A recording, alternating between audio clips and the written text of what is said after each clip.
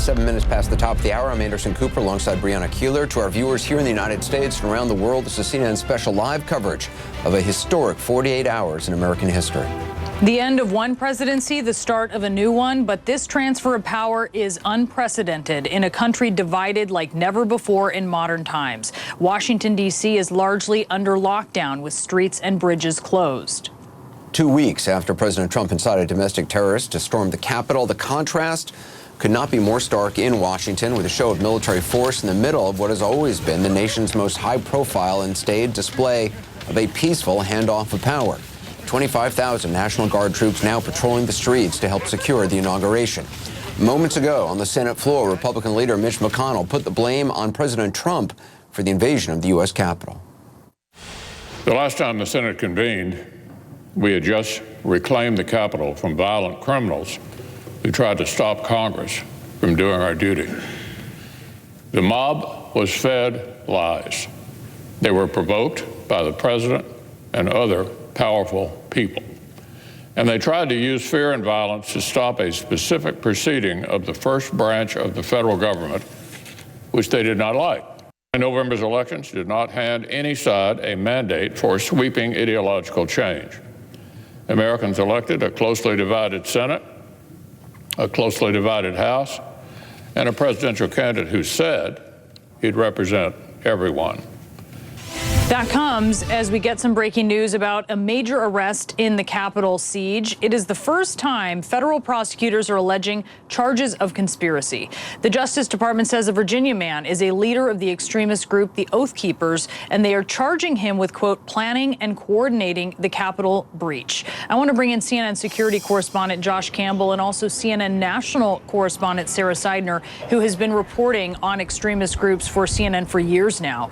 Josh, to you first. What do we know about this suspect and how he coordinated with others on the day of the attack?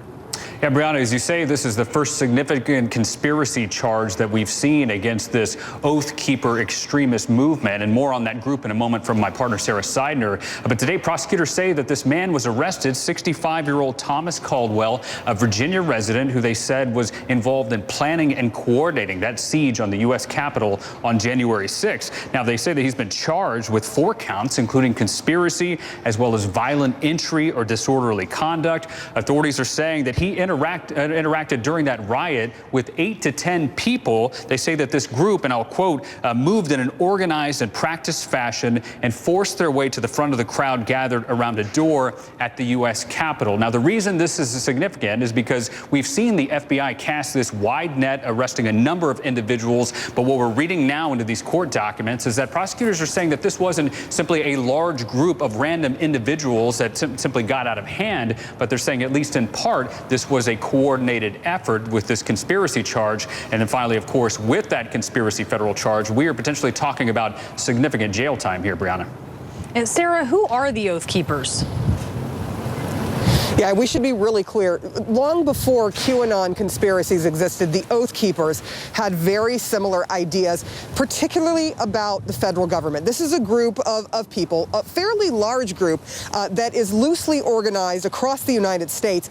They generally are anti-government, particularly anti-federal government. They have very hostile feelings towards the federal government because they believe there's some shadowy group that is running the federal government, and they're worried that their rights are going to be stripped away, particularly their gun rights. I've been talking to these guys over the years in the streets. They are often out during protests, for example, whether it's Black Lives Matter protest or where there's, left versus right protests. They say they are nonpartisan, but they are generally on the side of the right-wing protesters whenever I have been out there. And I've spoken to some of them in the past. And, at first blush, they seem sometimes to be sort of guys that are, they're all decked out in their army-looking gear that are playing army. But now the feds have realized that they are willing to be part of a violent insurrection at the Capitol. We should also talk a little bit about, what they think about what has happened. And if you look at some of their Facebook posts, for example, it was very clear they were very supportive of this move to take over the government. The Oath Keepers also this is what concerns extremists, those who sort of follow the extremist movement in the United States, and that is that they heavily recruit, they say it on their own website, they try to heavily recruit former police officers, former members of the military, former first responders. They particularly look for folks in that genre who are in that kind of work. And the reason probably for the conspiracy charge is that, they can deal with tactical planning. And so that is part of what the group does is plan things out, worried about the federal government coming down on them in some way. And we should be very clear that that hasn't happened. No one, not a Republican or Democrat who has been in the White House, has taken away anyone's firearms. Sarah, thank you so much. Sarah Seidner and Josh Campbell for us. Anderson? We are also learning today that 2 Army National Guard members were just removed from inauguration duty. It's a result of that extra vetting process of all 25,000 members deployed to the nation's capital to try to ensure they don't have any ties to extremist groups. To be clear, officials haven't said what prompted the removal of the 2 guardsmen.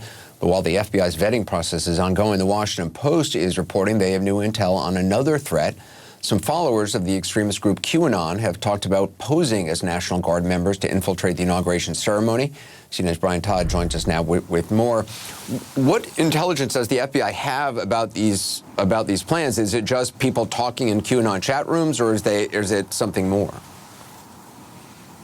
Well, Anderson, what the FBI has relayed to law enforcement, according to the Washington Post, is that people who adhere to that false QAnon conspiracy theory had been discussing posing as National Guard members. Now, the Post also says, though, that the FBI had relayed that it had monitored people downloading maps of the Washington, D.C. area for potentially sensitive areas where they could possibly breach security. But according to the Washington Post, there is no specific threat involved in that QAnon situation there. But they are monitoring people, and they do believe that they have discussed posing as National Guard members. Now, a short time ago, D.C. Mayor Muriel Bowser was asked if she had confidence in the National Guard members who are guarding the city. Take a listen. You have guardsmen and women coming from all over the country at this time. I do think that it is prudent to make sure that they are being vetted and that anybody who cannot pledge allegiance to their mission and may be pulled by other views needs not only to be removed from this duty, they need to be removed from the Guard. And that, again, comes as 2 members of the National Guard have been removed from duty.